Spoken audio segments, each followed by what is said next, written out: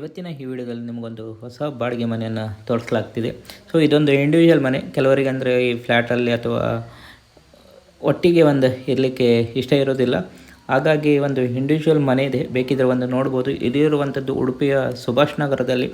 ಯಾರಿಗೆ ಬೇಕು ನೋಡಿ ಒಂದು ಡೀಟೇಲ್ಸನ್ನು ಒಂದು ಕಮೆಂಟಲ್ಲಿ ಹಾಕಿರ್ತೀನಿ, ಬೇಕಿದ್ರೆ ಒಂದು ನೋಡಿ ಈ ಥರ ನಿಮಗೆ ಮನೆ ಎದುರುಗಡೆಯಿಂದ ನೋಡ್ಲಿಕ್ಕೆ ಸಿಗ್ತದೆ ಅಂತಲೇ ಹೇಳ್ಬೋದು. ಪಾರ್ಕಿಂಗ್ ವ್ಯವಸ್ಥೆ ಅಂತೂ ಫುಲ್ ಇದೆ, ಅದೇ ಥರ ಬಾವಿ ಕೂಡ ಇದೆ. 24 ಅವರ್ಸ್ ನಿಮಗೆ ನೀರಿನ ವ್ಯವಸ್ಥೆ ಕೂಡ ಇದರಲ್ಲಿ ಇದೆ ಅಂತಲೇ ಹೇಳ್ಬೋದು. ಇನ್ನು ಒಳಗಡೆ ಎಂಟ್ರಿ ಕೊಟ್ಟರೆ ಈ ಥರ ನಿಮಗೆ ಕಿಟಕಿಗಳನ್ನು ಒಂದು ಒಳಗೊಂಡಿರುವಂಥ ಒಂದು ಹಾಲ್ ನೋಡಲಿಕ್ಕೆ ಸಿಗ್ತದೆ. ತುಂಬಾ ಒಂದು ಸ್ಪೇಷಿಯಸ್ ಆಗಿದೆ ಅಂತಲೇ ಹೇಳ್ಬೋದು. ಒಂದು ಫ್ಯಾಮಿಲಿ ಪೂರ್ತಿ ಈ ಒಂದು ಮನೆಯಲ್ಲಿ ಇರ್ಬೋದು ಅಂತಲೇ ಹೇಳ್ಬೋದು. ಎದುರುಗಡೆ ಶೋಕೇಸ್ ಕೂಡ ಇದೆ.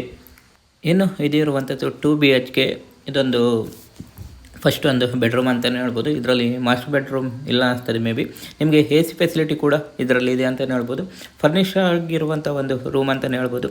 ಇದು ಬಂದುಬಿಟ್ಟು ನಿಮಗೆ ಸೆಕೆಂಡ್ ಬೆಡ್ರೂಮ್. ಆಲ್ರೆಡಿ ಒಂದು ಪಾರ್ಟಿಷನ್ ಎಲ್ಲ ಆಗಿದೆ ಅಂತಲೇ ಹೇಳ್ಬೋದು. ಕಿಟಕಿಗಳು ಕೂಡ ಒಂದು ದೊಡ್ಡದಿದೆ, ಗಾಳಿ ಎಲ್ಲ ಸರಾಗವಾಗಿ ಬರ್ತದೆ ಅಂತಲೇ ಹೇಳ್ಬೋದು. ಇನ್ನು ನಿಮಗೆ ಡೈನಿಂಗ್ ಟೇಬಲ್ನ ವ್ಯವಸ್ಥೆ ಕೂಡ ಇದರಲ್ಲಿ ಒಂದು ನೋಡ್ಬೋದು. ಸೊ ಸ್ಪೇಷಿಯಸ್ ಆಗಿರುವಂಥ ಒಂದು ಜಾಗ ಅಂತಲೇ ಹೇಳ್ಬೋದು, ಮನೆ ಕೂಡ ಅಂತಲೇ ಹೇಳ್ಬೋದು. ಇನ್ನು ಕಿಚನಿಗೆ ಬಂದರೆ ತುಂಬಾ ಒಂದು ಸ್ಪೇಷಿಯಸ್ ಆಗಿದೆ ಆ್ಯಕ್ಚುಲಿ.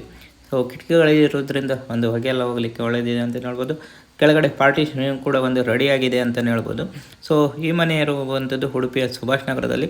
ರೆಂಟ್ ಬಂದುಬಿಟ್ಟು 12,000 ಅಂತ ಹೇಳ್ತಿದ್ದಾರೆ. ಬೇಕಿದ್ರೆ ಚರ್ಚೆ ಮಾಡಿ ಒಂದು ಸರಿಯಾಗಿ ಯೋಚನೆ ಮಾಡಿ ಒಂದು ನೋಡಿ ಒಂದು ಇಂಡಿವಿಜುವಲ್ ಒಂದು ಒಳ್ಳೆ ಮನೆ ಅಂತಲೇ ಹೇಳ್ಬೋದು ಅಂತ ಹೇಳ್ತಾ ಮುಂದಿನ ವಿಡಿಯೋದಲ್ಲಿ ಸಿಗೋ. ಧನ್ಯವಾದಗಳು.